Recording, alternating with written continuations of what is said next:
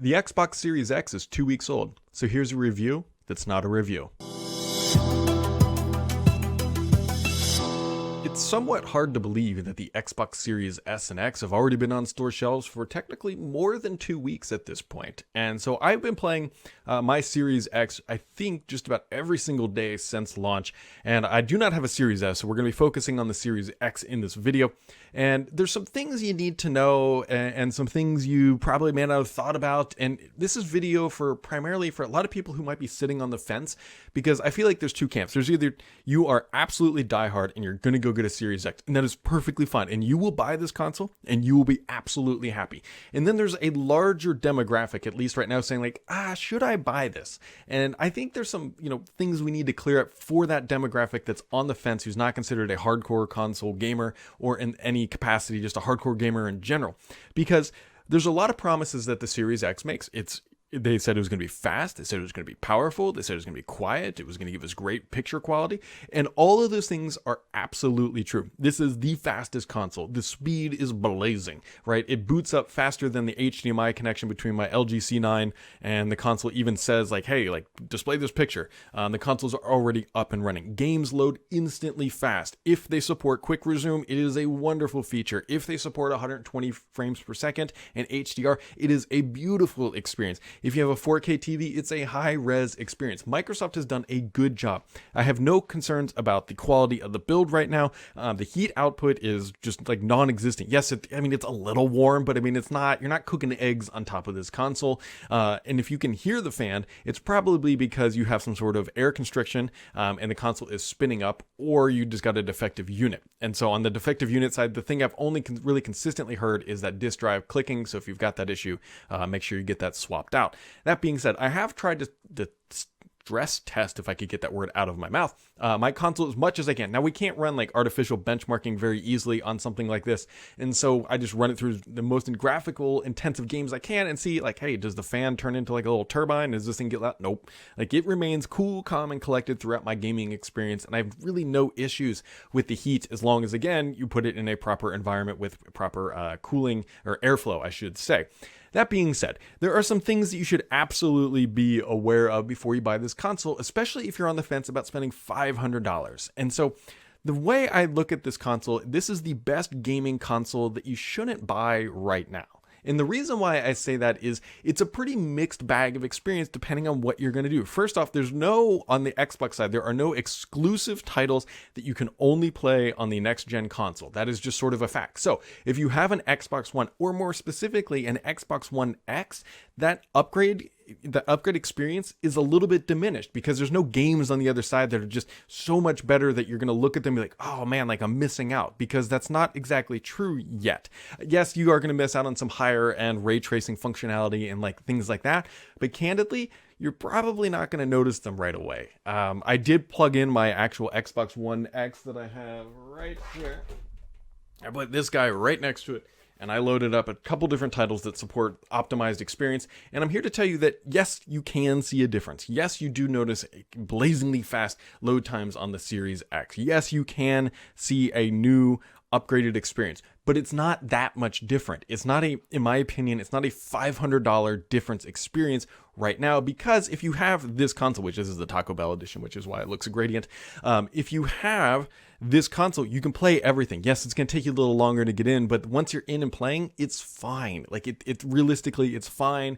And you might be better off waiting for about a year. The reason why I say that is, sometimes jumping into titles like Ori, which for example, it supports everything, which is fantastic. It's beautiful. It supports quick resume. But again, you've probably already played that game on this console and beat it. So are you going to buy a new console just to play the exact same game over again to beat it in a way that just looks slightly better? Like it's just frustrating is the wrong word. It's just the lack of a true next-gen experience just isn't quite there yet. Now, the reason why I say you might want to wait about a year is that in a year from now, first off, hopefully the the world is back to normal and people are in offices and all that good stuff, and life is just kind of going on. But there will be many more titles that support the full next-gen experience. Things like Quick Resume. Right now, Quick Resume works in some titles and not in others, and it's really frustrating when you go from one title that does support it to a title that doesn't, because then you're like, what the heck? This feels broken. Or you go from one title that is built for 120 frames per second to an older title that's sort of optimized, and yes, it is better, but it's still not the same. And so, depending on what you're doing and how you're jumping around, you really get a mixed bag of next-gen and effectively last-gen experiences. And again, I don't know if spending $500 is absolutely worth that for everyone. If you want the best of the best, go spend your $500 and you will be more than happy. Anybody who buys a Series X knowing this, they will be happy. I'm not trying to downplay the console. I'm just trying to put into perspective that if you wait a year, based on the Xbox One price cuts, you'll get it for about $50 less, and we'll have more titles, hopefully Halo Infinite, and we'll have a couple other first-party titles that should support all the features, all the functionality, and then you can dive into a brand new title that is going to give you that true next-gen experience. Right now, you're realistically jumping into like a middleware title, middle between both consoles, and it's okay. And so the point here is that if you have $500 and you can actually find one of these, you might just want to wait, because right now they're really hard to get by. I wouldn't stress over being able to get a Series X right now. You're going to be stressing over it for a while. There's between the bots that just scrape the sites and then try to flip them on eBay and Craigslist, and retailers who are using them as Black Friday bait. They're going to be hard to get. And if you don't have one right now, I'm here to tell you that while you are missing out on some high-end functionality, you're not missing the bread and butter yet. That is still to come. These consoles last 7, sometimes longer than that amount of years, and Microsoft has a lot to deliver and a lot of first-party titles that are going to take advantage of and truly give us that next-gen experience, because today it's not quite there. Now, that is not unusual for a console launch. Microsoft and game developers very clear, like Call of Duty is not just going to build a perfect Series X title and just ignore the Xbox One X. This is very common for every single console launch, and the early adopters are going to be going through not the pain points, but that teething transition. And so what I'm here to tell you is, if you have an Xbox One X, I don't think you should upgrade yet. I think you should just sit on and wait. Take that, take 50, take that $100, buy a year of Game Pass, and you're going to get a lot more value and a lot more happiness just out of that, especially now that EA Play, the EA titles are in there, Microsoft adding all of their first-party titles on day one. You will get a lot more value and happiness, honestly, out of Game Pass than I think you would out of a Series X, which is effectively just a 1X experience, just slightly better. So I don't want to end this on I don't want this to be like a Debbie Downer video by any means, because there's going to be a lot of people that say, Brad, but this is the best console ever. It is the most powerful console. Microsoft has done a wonderful job from software so far, being, it's familiar, it's fast, it's fluid, it's super quiet.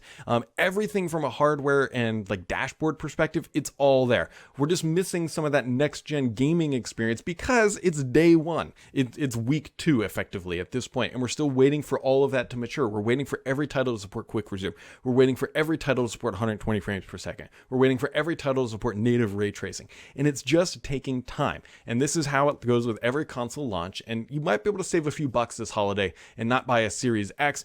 And candidly, I think for the vast majority of people, the Series S is probably the better buy. If you bought a Series S and roughly 2 years of Game Pass Ultimate, you could, invest $500, not have to buy a game for 2 years, unless you really want Call of Duty effectively, and be able to play every single popular next-gen title on a Series S. So, what's the non-review verdict? It's the best console you shouldn't buy today.